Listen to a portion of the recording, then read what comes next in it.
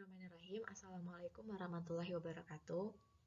Perkenalkan, nama saya Jamilah, NPM 20010060009, Tadris Matematika dari Fakultas Tarbiyah dan Ilmu Keguruan IAIN Metro. Di sini saya akan menyampaikan materi yaitu klasifikasi persamaan diferensial, membentuk persamaan diferensial, serta solusi persamaan diferensial. Yang pertama yaitu klasifikasi persamaan diferensial.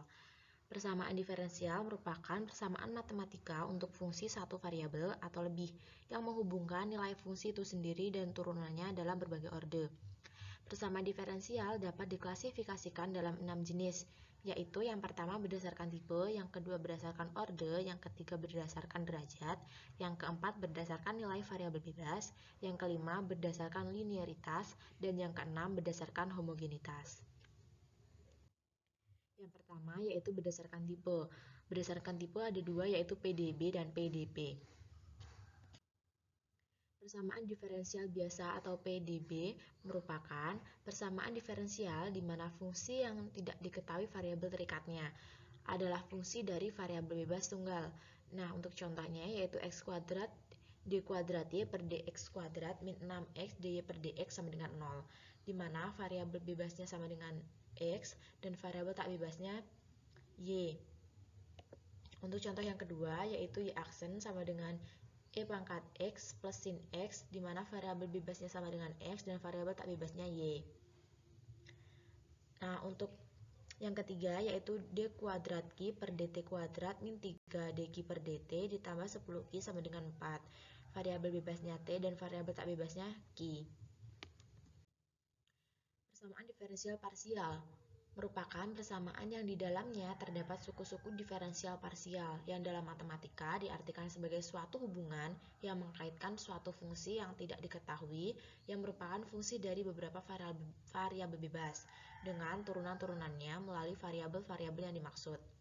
Untuk contohnya yaitu e kuadrat v per ex kuadrat plus e kuadrat v per ey kuadrat sama dengan 0.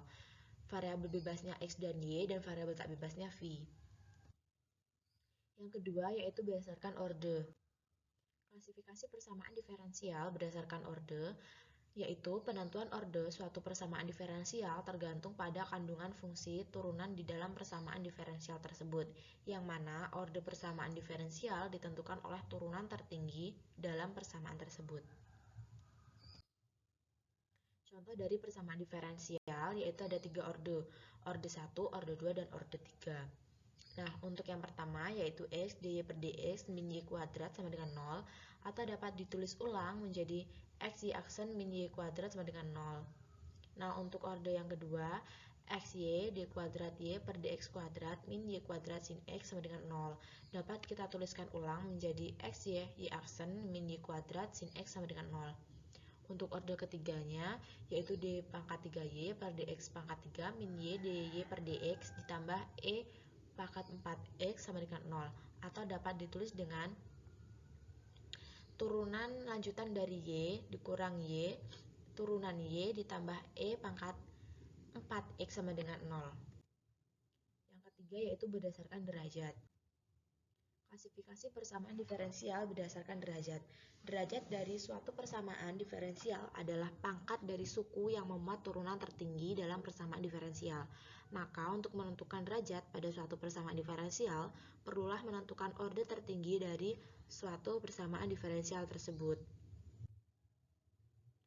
Contoh persamaan diferensial berdasarkan derajat, yaitu derajat 1, derajat 2, dan derajat 3. Untuk derajat 1 yaitu x dy per dx min y kuadrat sama dengan 0, di mana dy per dx ini diferensial order tertingginya 1 dan derajatnya 1.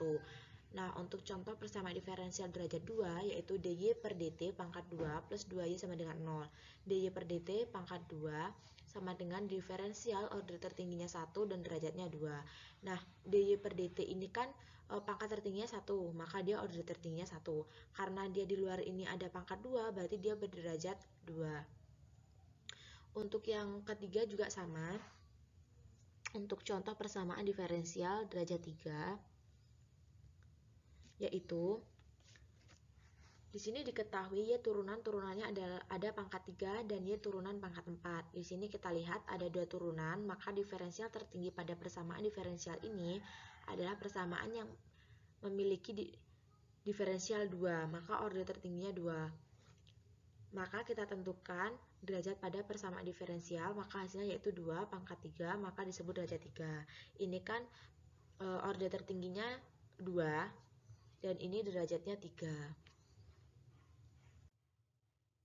Selanjutnya yaitu berdasarkan nilai variabel bebas, yaitu ada syarat awal dan syarat batas. Untuk syarat awal, pada persamaan diferensial untuk suatu nilai variabel bebas yang mempunyai satu atau lebih nilai syarat disebut syarat awal. Persamaan diferensial dengan syarat awal dikatakan sebagai suatu masalah nilai awal. Nah, untuk contohnya di sini 4Y double aksen ditambah 23Y aksen sama dengan pangkat X, di mana di kondisi ini Y2 sama dengan 1 dan Y2 sama dengan 5. Nah, untuk contoh di atas merupakan persamaan diferensial dengan masa nilai awal karena dua syarat X yang sama, yaitu X sama dengan 2.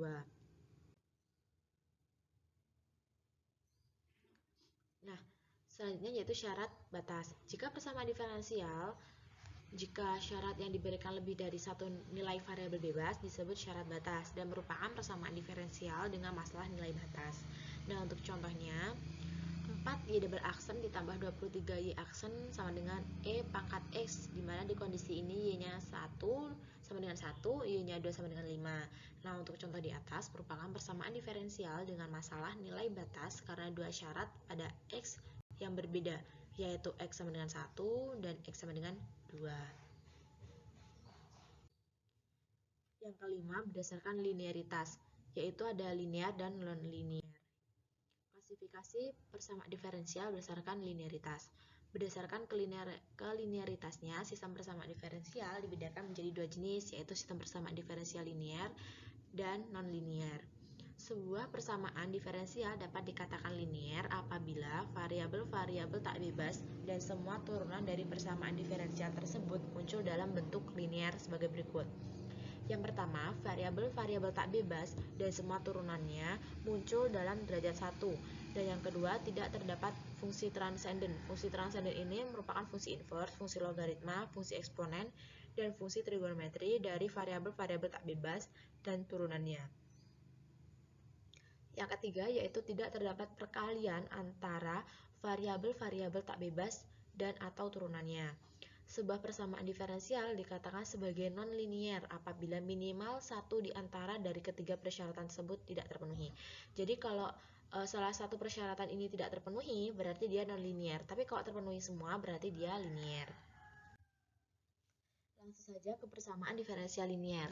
Suatu persamaan diferensial disebut linear jika tidak terdapat perkalian antara variabel-variabel tak bebas dan derivatif-derivatifnya, atau dapat ditulis dalam bentuk berikut ini. A0 X Y pangkat N ditambah A1 X Y pangkat N-1 sampai dengan AN-1 X Y aksen ditambah AN X Y sama dengan Fx dengan A0, A1 sampai dengan AN dan F merupakan fungsi-fungsi dari X saja. A0 X tidak sama dengan 0. A0 sampai dengan AN merupakan konstanta dari fungsi X. Y pangkat N sampai dengan Y merupakan turunan Y dengan pangkat tertinggi atau derajat sama dengan 1. Untuk Fx sama dengan 0 maka disebut persamaan diferensial homogen. Tapi kalau Fx-nya ini tidak sama dengan 0 berarti dia persamaan diferensial yang tidak homogen. Jika koefisien A0x, A1x sama dengan ANx konstan, maka disebut persamaan diferensial linear dengan koefisien konstan. Jika tidak, maka persamaan tersebut disebut persamaan diferensial linear dengan koefisien variabel. Nah, ini merupakan persamaan diferensial linear. Persamaan tersebut merupakan kasus khusus dari bentuk umum persamaan diferensial linear yang disebut dengan persamaan diferensial linear order n. Persamaan diferensial linear mempunyai dua karakteristik. Yang pertama, variabel dependen Y dan semua turunannya berpangkatnya 1. Masing-masing koefisien bergantung pada hanya satu variabel X saja. Selanjutnya yaitu persamaan diferensial nonlinear. Persamaan diferensial yang tidak dapat ditulis dalam bentuk persamaan A0 x Y pangkat N ditambah A1 x Y pangkat n-1 sampai dengan an-1 x y aksen ditambah an x y sama dengan fx disebut dengan persamaan diferensial nonlinier. Selain itu, persamaan diferensial yang nonlinier dalam beberapa variabel tak bebas dikatakan nonlinier dalam variabel tersebut. Nah, yang ketiga, persamaan diferensial yang nonlinier dalam himpunan semua variabel tak bebas secara sederhana dikatakan nonlinier. Persamaan diferensial tidak memenuhi kedua persyaratan karakteristik tersebut dinyatakan sebagai persamaan diferensial non-linier. Nah, ini untuk contoh persamaan diferensial linier. Di sini ada persamaan x d kuadrat y per dx kuadrat ditambah dy per dx dikurang 2xy sama dengan sin x. Persamaan tersebut merupakan persamaan diferensial linier tak homogen orde 2 dengan derajat 1, di mana x ini merupakan fungsi x, d kuadrat y per dx kuadrat merupakan turunan kedua dari y dengan derajatnya 1. Nah, 3 ini merupakan konstanta dan dy per dx ini merupakan turunan pertama dari y dengan derajat 1. Min 2 ini merupakan konstanta juga, sama dengan 3 ya, dia juga konstanta. X ini fungsi X dengan variabelnya Y, dan sin X ini merupakan fungsi dari X. Nah, kenapa persamaan diferensial ini dikatakan linier? Karena turunan kedua dari Y dengan rider 1 ini memiliki syarat dari linier, karena derajatnya 1. Ini kan derajatnya 1, jadi dia dikatakan linier. Kenapa dikatakan tak homogen? Dikatakan tidak homogen karena ini persamaan ini sama dengannya tidak 0. Kalau persamaan ini sama dengannya 0, berarti dia homogen. Karena ini tidak 0, ini kan sama dengannya kan sin x ya, berarti dia tak homogen. Nah, untuk orde 2 dengan derajat 1, ini dia berorde 2 dan dengan derajat 1. Contoh persamaan diferensial nonlinier yaitu 5 d kuadrat y per dx kuadrat ditambah x d per dx pangkat 2 min x kuadrat y sama dengan e min x. E ini pangkatnya min x ya. Nah, di mana 5 ini konstanta, d kuadrat y per dx kuadrat ini turunan kedua dari y dengan derajat 1, dan x ini fungsi x, dy per dx pangkat 2 merupakan turunan pertama dari y dengan derajatnya 1. dy per dx ini kan derajatnya 1, turunannya derajatnya 1. Nah, fungsi x dengan variabel y, ini x kuadrat ini merupakan fungsi x dengan variabel y. Untuk e pangkat ex merupakan fungsi dari x. Nah, persamaan ini disebut sebagai persamaan diferensial nonlinier. Ini 5 d kuadrat y per dx kuadrat ini memenuhi persamaan linier. Tapi untuk dy per dx kuadrat ini tidak memenuhi, jadi dia persamaan diferensial nonlinier. Tak homogen sama, karena dia sama dengannya bukan 0. Kalau dia sama dengannya 0 berarti dia homogen. Ini tidak homogen ya, karena persamaan ini sama dengannya e pangkat min x. Orde 2 dengan derajat 1. Oke, selanjutnya yaitu berdasarkan homogenitas. Klasifikasi berdasarkan homogenitas. Yang pertama, letakkan semua suku-suku persamaan yang melibatkan variabel dependen di ruas kiri. Dikatakan homogen jika tidak ada yang tersisa di ruas kanan. Kalau dia non-homogen jika ada suku yang melibatkan T atau konstanta tetapi bukan Y tersisa di ruas kanan. Berarti dia tidak homogen. Nah, untuk persamaan diferensial parsial disebut homogen jika semua suku mengandung U atau turunan parsialnya. Sebaliknya disebut non-homogen. Contohnya, A kuadrat U per AX kuadrat ditambah A kuadrat U per AY kuadrat sama dengan 0. Ini dikatakan persamaan diferensial biasa orde 2, linier dan homogen.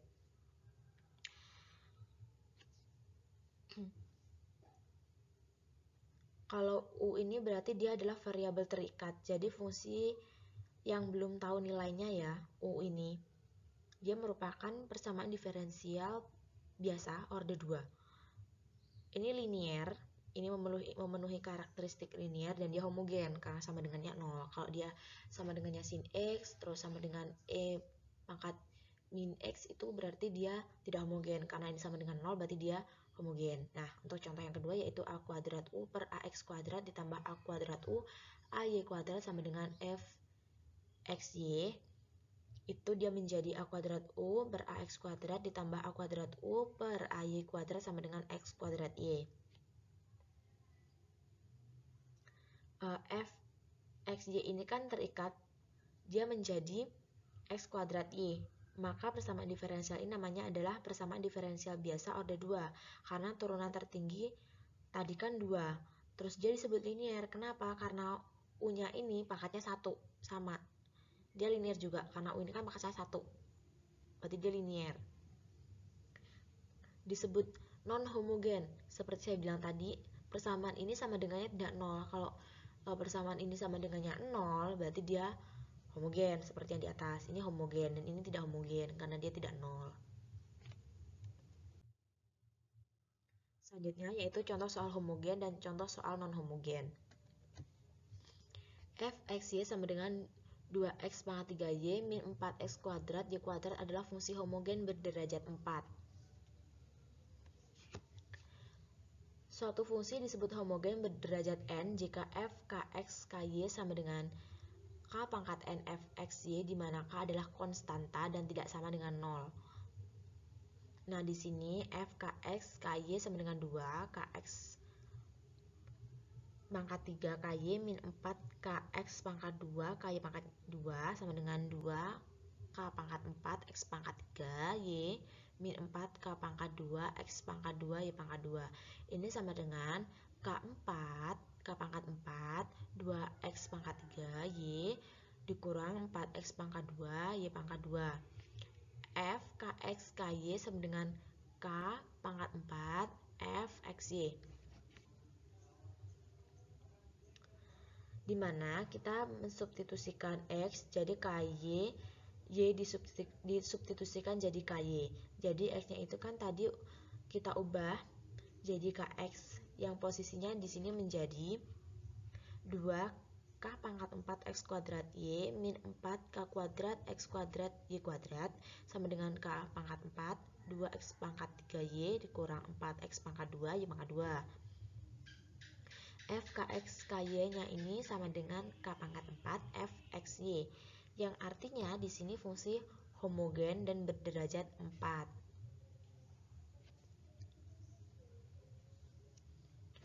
Selanjutnya yaitu contoh soal non-homogen,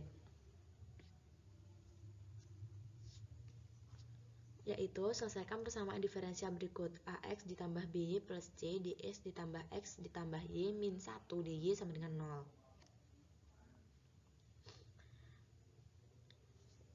Kita selesaikan ya. AX ditambah BY ditambah C dx ditambah PX ditambah KY ditambah R dy sama dengan 0 disebut persamaan diferensial non-homogen.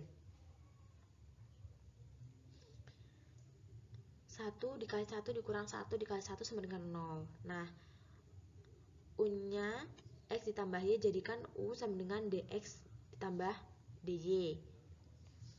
Maka dengan menjadi du dikurang dx, lalu di sini menjadi u dx. Kita substitusikan u-nya, u sama dengan x tambah y, du sama dengan dx ditambah dy, dy sama dengan du dikurang dx. Nah, setelah kita substitusikan, maka dia akan menjadi integral dx ditambah integral u dikurang 1, du sama dengan integral 0. Ini merupakan PD terpisah. Nah, x ditambah 1 per 2, u pangkat 2 dikurang u sama dengan c. X ditambah 1 per 2, x ditambah y kuadrat min x ditambah y sama dengan c. X ditambah 1 per 2, x ditambah y kuadrat min y sama dengan c. Ini merupakan solusi umum dari PD di atas. Dari persamaan non-homogen kita dapat 0. Itu setelah kita substitusikan persamaan diferensial non-homogennya langsung jadi persamaan diferensial yang terpisah. Langsung diintegrasikan, maka langsung ketemu solusi umumnya. Selanjutnya yaitu membentuk persamaan diferensial. Nah, langkah yang pertama, tentukan banyaknya konstanta sembarang. Yang kedua, tentukan persamaan sebanyak-banyaknya konstanta sembarang. Dan yang ketiga, jika masih memuat konstanta sembarang, maka konstanta tersebut harus dihilangkan dengan melibatkan soal dan turunan-turunannya. Untuk contohnya, yang pertama yaitu Y sama dengan 2X pangkat 2 ditambah Y ditambah C. C-nya ini merupakan konstanta sembarang dari solusi. Oke, dari soal ini kita bisa melihat konstantanya hanya ada satu, sehingga kita harus menurunkannya satu kali. Hasilnya adalah 4X ditambah 1. Dari mana? Dari 2X pangkat 2. 2 dikali 2 kan 4, jadi dia 4X. Dan X-nya ini nilainya kan 1. Jadinya dia 4X ditambah 1. Nah, untuk C ini tidak kita turunkan karena dia konstanta ya. Nah, contoh yang kedua yaitu A sin X ditambah B cos X, di mana A dan B ini merupakan konstanta sembarangnya. Untuk turunan yang pertama yaitu A cos X min B sin X.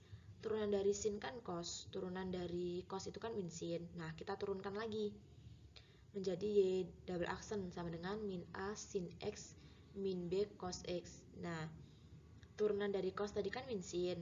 Dari sin ini dia turunannya jadi cos. Nah, untuk turunan turunan kedua ini kan sama aja kayak soal. Kita lihat lagi hasilnya. Dan soalnya sama yaitu A sin X dan B-nya juga B cos X.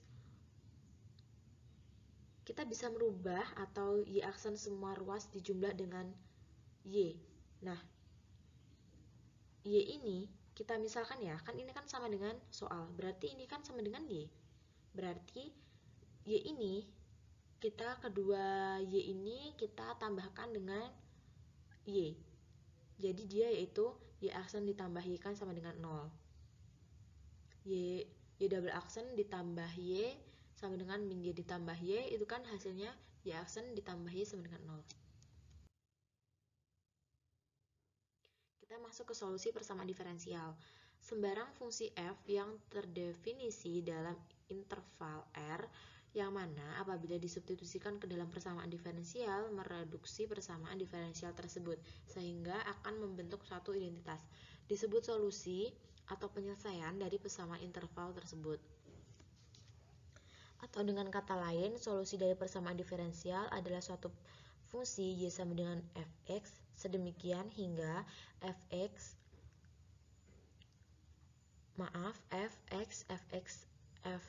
aksen x sampai dengan f double aksen x sama dengan 0 untuk setiap x dalam variabel R.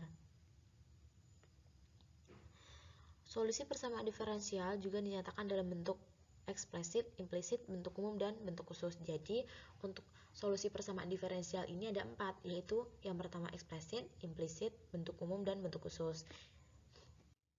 Kita bahas bentuk implisit, yaitu persamaan diferensial dengan fungsi yang mana variabel bebas dan variabel tak bebasnya dapat dibedakan dengan jelas.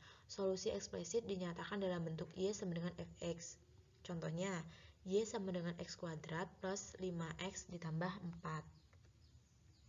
Ini merupakan bentuk eksplisit. Nah, untuk bentuk implisit, yaitu solusi persamaan diferensial dengan fungsi mana variabel bebas dengan variabel tak bebas tidak dapat dibedakan secara jelas. Fungsi implisit ditulis dalam bentuk fxy sama dengan 0, yaitu X kuadrat ditambah Y kuadrat sama dengan 25, atau X kuadrat ditambah Y kuadrat min 25 sama dengan 0. Jadi di sini bentuk implisit karena variabel bebasnya tidak bisa dibedakan secara jelas. Jadi dia bentuk implisit. Nah, kalau solusi umumnya, solusi dari sebuah persamaan diferensial yang dinyatakan masih memuat konstanta C. Untuk solusi khusus, yaitu jika satu solusi yang diperoleh dari solusi umum dengan mengambil konstanta C suatu bilangan tertentu yang memenuhi syarat-syarat yang diberikan, atau solusi bebas dari konstanta. Langsung kita masuk ke contoh. Dengan cara mengintegralkan persamaan diferensial y aksen sama dengan 2x plus c menghasilkan solusi y sama dengan x kuadrat ditambah 3x ditambah c. Di sini konstanta c adalah sembarang bilangan real.